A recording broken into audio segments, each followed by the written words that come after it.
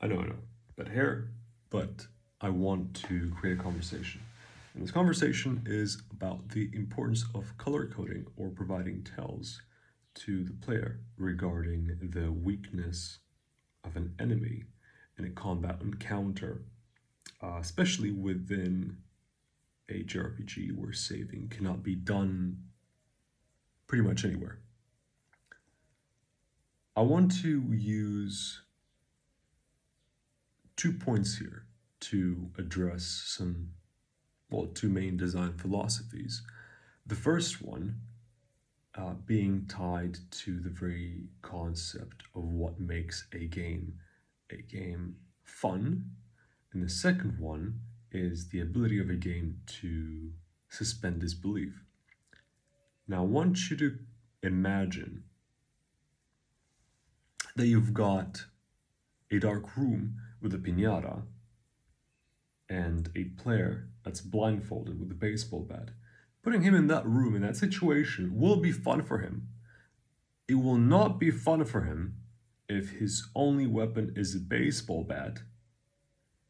The piñata has an immunity to blunt objects, and the only other weapon that he has in his house requires him to take off his bandana, exit the room, get his weapon, and redo the combat encounter.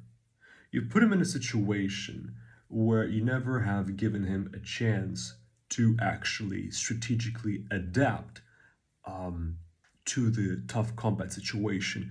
However, what you have given him is an ultimatum to either die or restart the game because the loss or the extreme usage of resources for the combat encounter will far reach beyond any sort of resources that the player might consider worth spending for that inefficient combat encounter.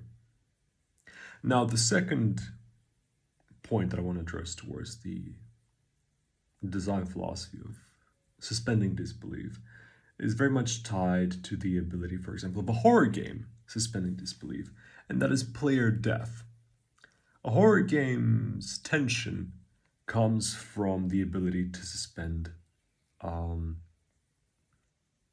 disbelief. It's trying to put you in a situation where you feel vulnerable. However, the moment that you die, that vulnerability is taken away because you're reminded that you're safe.